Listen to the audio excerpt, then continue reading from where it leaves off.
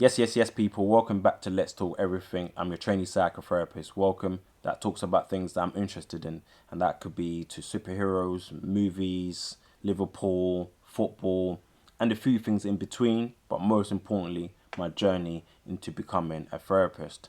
And in today's video, I wanted to explore something, or I wanted to give my insight into something that I've been finding within the therapy space. But before I do that, yo, people, please, like you guys are already doing, I'm on a journey to 228 subscribers.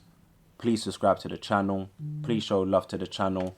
And most importantly, please like the video. Like the video. You know how it works on YouTube. It pushes out the content, pushes out, helps the algorithm, all that jazz. You know all that type of stuff. But I would say and preface, please smash a like button on this video if you're watching, because I think today's video is a very interesting take, and this is one where I have to be calm and sort of measured. So I've got my notes here. It's not really scripted, but I've got a point of reference that might help me throughout this video. So without further ado, let's lock in, people, because today I'm bringing something interesting here. Let's start off with the sentence that I started with. Same therapy room, two very different identity journeys. What do you mean by that? What do you mean by that? So before I start, here, this is my observation. This is me thinking out loud, right, about the work that I do. Now, I've been fortunate enough to manage and sort of been able to do 2 placements while I'm on this journey of being a therapist. I had an opportunity that came about where I was able to be a counselor at this very prestigious art school. Someone who had a background of performing arts when I was in secondary school and so forth. I knew about this school. I had friends that went there. It was a very prestigious, art school. Like, famous people went to this school, and I was like, wow, cool. So I didn't get my opportunity to, apply for the school and, attend that school, but opportunity came about to be a counselor at that school. So, you know how things come full circle sometimes? Yeah, crazy. So the opportunity was there, and especially because I think later on down my therapeutic journey, I think I do want to specialize working with young children and, adolescents. So opportunity to do that as well as working with adults was great, especially because my course that I did, they wanted you to work with adults. You can work with children, but mainly it was to work with adults. So I work with adults alongside working with young adolescents at this performing arts school. Very different to your mainstream school. So I haven't worked in that sort of capacity, even though I do work in a primary school setting, but not in a secondary school setting. But yes, I am with the young adolescents. I'm looking at kids around 16 to 19 that I'm working with, that I was coming into the therapy space. So what am I exploring today? Adults versus young adults in the therapy, not for better or worse, but just a different emotional task. See, people, here, I want to give you my insight about the key differences that I've noticed when working with young adults and working with adults. And I wanted to give a sort of small snippet on the lens that I see it through. Now, of course, disclaimer, there are many layers. I'm not here saying there's a right or wrong or better for worse or anything like that, but I'm just trying to bring up a sort of insight.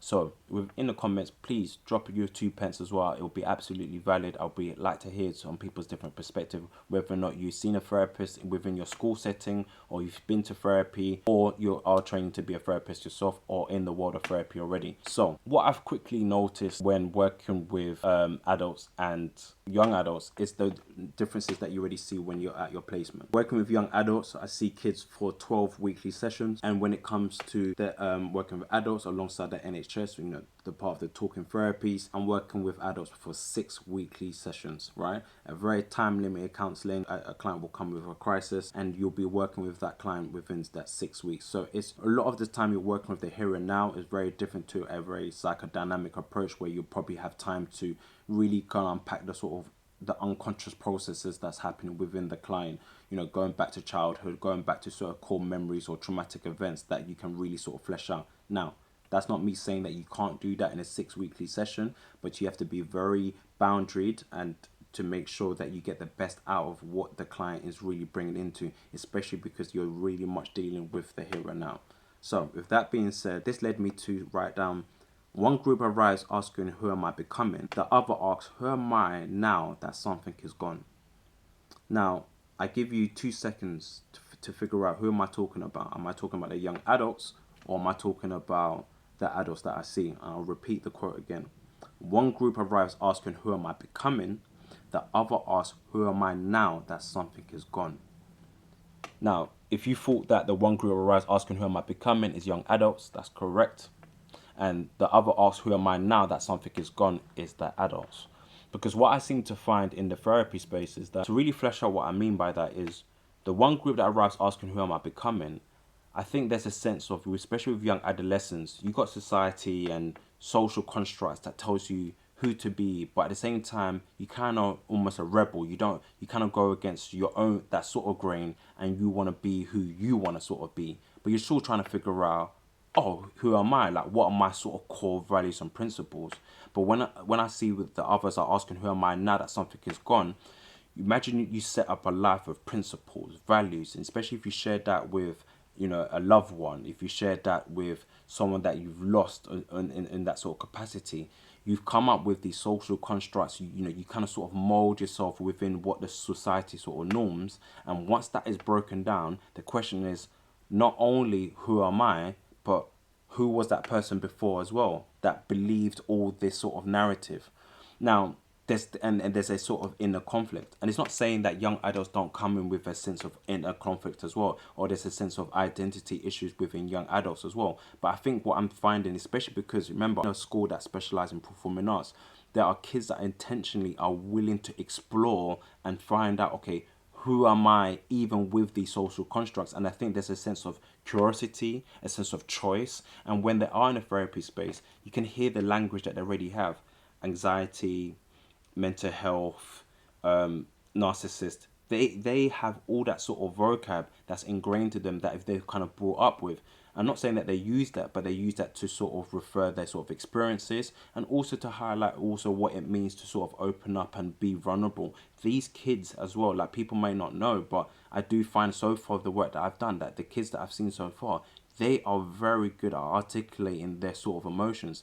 Now, is that different for adults? It's not different for adults. It's not saying that adults can't articulate their sort of emotions, but they have a hard way of placing or feeling those sort of emotions. They can speak about it in theory, but actually applying those emotions to themselves is a very different sort of task, right? Because especially because there's a contrast, because I felt like this before, but now it's my whole world has been flipped. Now I feel like this. What does that sort of mean? And there's a sense of, when adults come in, really finding a map of meaning throughout the sort of chaos that sort of happened. Because remember, working alongside the NHS, and especially in the borough that are coming, people are coming in with crisis.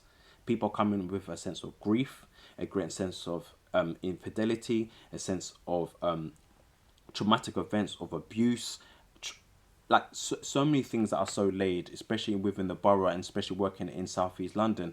There are a lot of a heap of issues that people come and present within the therapy space, and I think there's such a challenge of recognizing those as a feeling of, right, this has happened to me, but I don't know who I am. The oftentimes that I've heard in the therapy space when I'm working with adults is, I don't know who I am.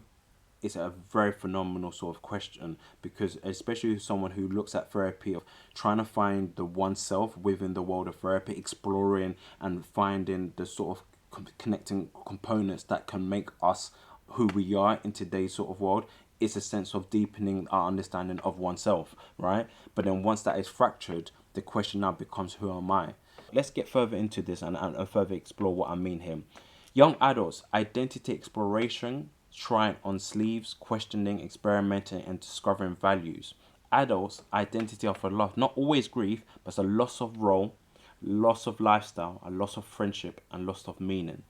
Therapy has become versus therapy as rebuilding. I swear a lot of the times in therapy with adults is a lot of the times is really assessing how this traumatic event has made them who they are at this current time, and the emotions that they're dealing with. And you have to contain that within the 6 sessions. Of course, I've always prefaced that I would want longer with these sessions, but then again, you have to really be boundaried and really think about, okay, how can we best serve this client, and think about the goals and targets that these clients have set for themselves as well, and how can we work alongside that within that time limited counseling. But where I think with that 12 weekly sessions, there's much more of an idea, especially with young adults that are already sort of creative and they're allowed to be expressive, especially this school that allows expressiveness, that allows the freedom of full coming into a therapy space, they sort of relish the idea of actually being allowed to be elaborative with their own thoughts and sort of mind, and not be sort of tied down to the sort of emotional distress about it, but a sense of, really sort of becoming one, a sense of maturity. Working with adults, that sense of the client sitting with the discomfort of the unprocessed emotions, the processed emotions that they're bringing up onto the conscious mind about the deep sort of negative emotions that they feel with, and that can be very discomforting for one. And you're really there to hold and contain the client while they go through that as well, and be allowed to space to be very emotional and vulnerable. And where the difference between when I work with adults, that sense of emotional vulnerability also almost empowers them. It almost gives them a sense of confidence. It gives them a sense of being very much seen as well, and almost understood, because they have an idea of who they are. And what I find very interesting as well, being a trainee psychotherapist, working with adults and young adults, is that I get to really sort of explore and highlight these differences within supervision, placement managers. In this space, it feels different.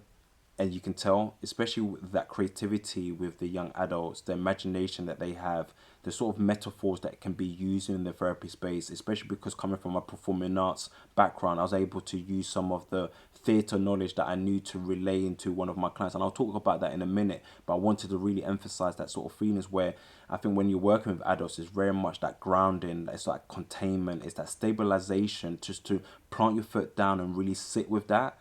And where I think, in the therapy space with adults, it's almost flow state in that sort of way. I want to highlight one of the interesting sort of feelings when you're facilitating the space when working with young adults and the adults, is where, with the young adults, it's use of metaphors that are used a lot within the space, because a lot of the times, or one of our clients, he spoke a lot about comics. He was reading the Absolute Batman as well. I was able to use some of the reference points or key sort of motifs that I can use to relay onto him. He was a theatre kid as well, so that sort of language that was able to be presented in a therapeutic space really help the therapeutic relationship, right? And I really enjoy that as well. And especially in the therapy space that you have in the art school, there's paper there, there's little figures of Legos and so forth, very creative, where you're allowed to be almost very expressive, which like I said, the school really prouds itself on. And with that adults though, I find there's a sense of containment, a sense of grounding, a stabilization first, most importantly, to really enhance the therapeutic relationship. Especially that, because when clients are coming with a crisis, they want to be assured, they want to feel a sense of security. And I do think as a therapist, it's your duty for your care of your client to reassure your client, and that comes with the first session. And I think once you have that stabilization with that with the client, you're able to sort of bridge and foster a very good therapeutic relationship. And I think if there's more of a, at first it's not so much about why, it's more of how do I cope when adults come in, where I think kids are already asking, I know this, I know that, but what is it, right? I want to know. And it's that sort of exploration that is presented in the sort of therapy space. And I think it's really good. And I think it's one of the sort of differences that I've seen as well. And I've noticed that I feel almost sort of different. I studied performing arts. I did drama as GCC. And one of those, a practitioner called Stanislavski, who coined the sort of term the what if. What if you was an old man? How would you respond? How would you see things? How would you walk? How would you talk? That sense of what if. And but not only to say in acting terms, we're not acting here, and to present a client as, okay, we're not portraying a character here, but as who you are. What if you saw it this way? What if you done it this way? What if you done it in that way? How would you respond? How would you think? How would you? And I think given young adults perspective, especially because sometimes, especially in teenagers, we rebel against the sort of status quo. And I think a lot of the times the young children will be sheltered. We remember as teenagers, we were stubborn and we'd be like, nah, it's like this. But to give young children perspective is a very interesting sort of concept. And to bring that sort of Stanislavski sort of wording that is usually main in theatre and drama, but to bring that into the therapy space, and for the child to be like, oh, that's interesting, I know Stanislavski, I know that sort of work, but now to relate it just to me and not into my acting work, I think that was very important within our therapeutic relationship. And I think what I find was, it wasn't using it as a drama tool, but using it as a tool to really understand a perspective that the young adult can have. And I think that's really important. And obviously, in comparison, I'm working with adults and I'm using a lot of the techniques that I learned during my course. So, for example, like the window of tolerance, this is a work that I usually work with adults. It's, a simple explanation that I have here when I wrote down on my notes is the window of tolerance is the emotional zone where we can think, feel, and reflect. Outside of it, we either overwhelmed, anxious, panicked, or shut down, numb, or detached. How we use in short-term work is naming what's happening, normalizing reactions, helping clients come back into the window, making sense of why can't I cope like I used to. So I love that adult in therapy is helping people that get back into space where they can even ask the why questions, right? We ask the why, but we don't want to hear the answer. And I think giving that safety net and that sort of cushion to allow the client to ask why and be comfortable with the emotions that comes with it, but to a sense of exploration within that. And one of the good techniques that I used as well was Johari Window, a model of self-awareness, works in 4 areas: the open, known to self and others; you're blind to where others see it and you don't; hidden, you something you know and others don't; and the unknown, the not yet discovered. This gives a great opportunity for clients to sort of discover their blind spots after a crisis, or things they didn't see within themselves, but to bring that sort of awareness. Young adults expand the unknown through exploration.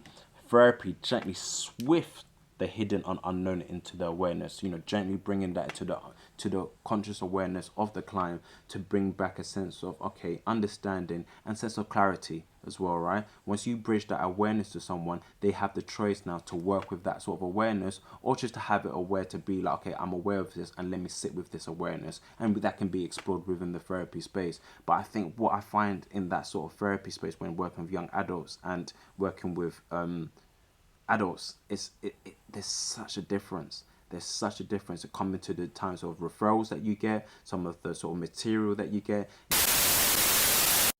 Adults will come in, let's say an adult will talk about their children. So they'll talk about it from a parent's point of view. And especially being a parent, I kind of sort of understand or have that sort of relatability, right?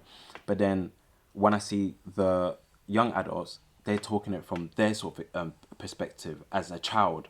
And there's sometimes where I can relate to that because, I may have experienced something similar, or I may feel that sort of emotion as well. So it's almost like, and how they speak about the adults, speak about their parents, it's like, yeah, I get you at the same time. So, and it's such a interesting sort of emotion to sort of sit with and sort of really talk about, and something that I highlight with my supervisors and my placement managers and so forth. But there's a sense of intrigueness and sense of more of curiosity to really understand those key differences. Adults who are parents in the therapy space talk about their children. A very interesting sort of perspective as well. And sometimes I try be very boundaried at the same time, to know that as much as there are perspectives and there are differences, but not to kind of bleed them over. And I know there might be layers that might connect in some sort of degree, but also just keeping that sort of boundaries. Okay, there are 2 different work that I do there, right? So as I wrap up here, and want to say, as a trainee therapist, I think what I find the most importantly is not to model, but to adapt to the person that's in front of you. And I want to emphasize, every single person has come in with a different sort of story. There might be same themes, there might be some sort of relatability in some sort of ways, things that are similar, but not every person is the same, especially because the emotions, articulating those emotions deeply, is very different. And I always have to be reminded of that, most importantly, knowing that when people come into my therapy space, that there are very clear differences, and to give the respect and due of care for that client within that, whoever comes into that therapy space, to give them that sort of time, right? Whether it be young adults or adults.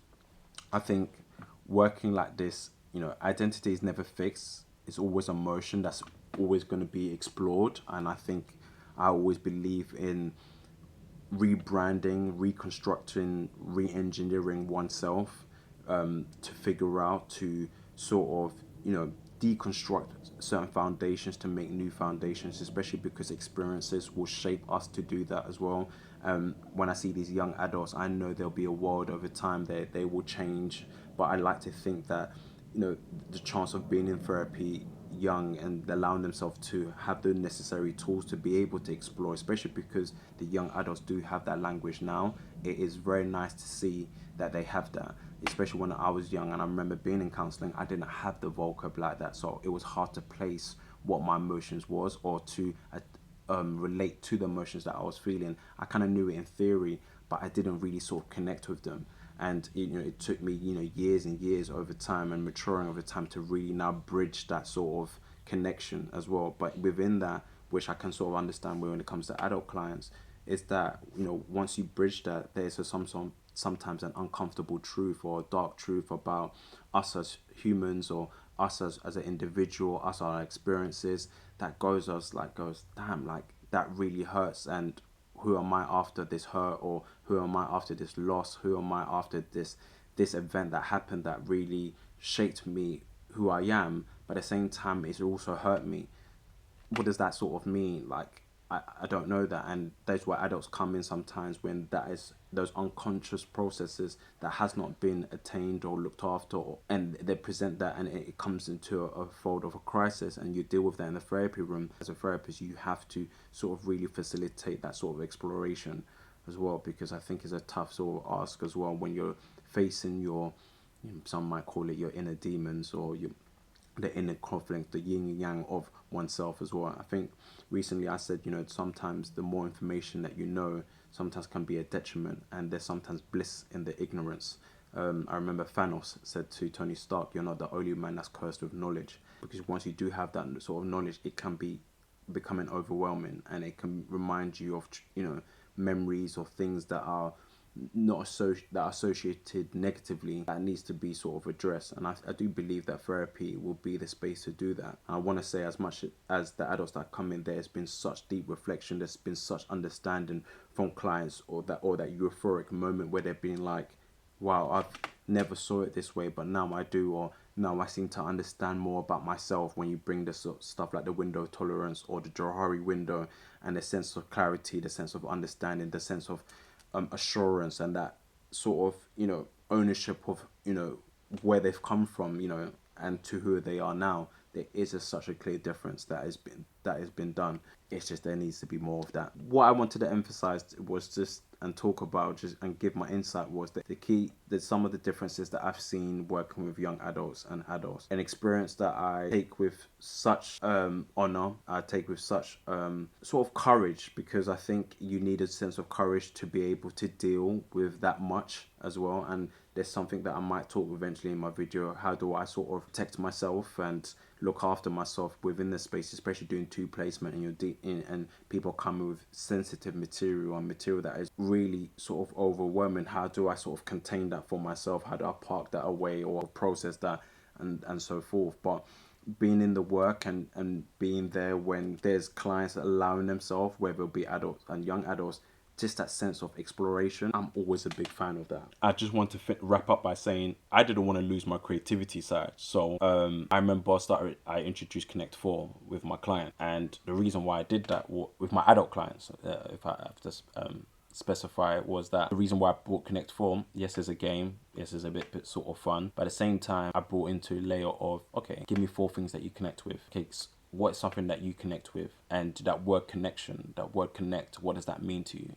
How does that relate to you? And even that is sort of impactful in the work. And I think there's so much takeaways that I've taken from working with young adults, and it's something that I'm still exploring. And this is the best time to do it, almost, because as a trainee sort of therapist, because you've got so much support and people to work alongside with you, with peers and colleagues that are even in different worlds of therapy, that are being able to sort of support you. And it gives me a sense of good foundation and core skills and core understanding to really, at the end of it, when I do qualify as a therapist, to really establish the work. The key differences that I've noticed working with young adults and adults in the therapy space.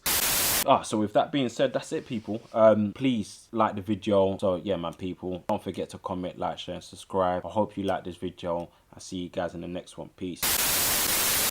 And it's not saying that adults don't do that, but I think it's always led by a sense of a crisis that has to be unpacked, that has to be acknowledged, that has to be understood from the client's sort of perspective, and to give the client the space to be allowed to be in touch with those, emotions, especially because, if something traumatic has happened, you really want to connect those sort of emotions, because I think that is a sort of, sometimes in the despair and sometimes in the grief and the sort of loss, there are some seeds that you can plant for some sort of positive growth. Because I do believe that in the therapy space, addressing sort of deep core, sort of emotional or emotional attachments or traumatic events, allowing yourself to bring that into therapy, there is a sense of growth and a sense of growth that can be done within the therapy space.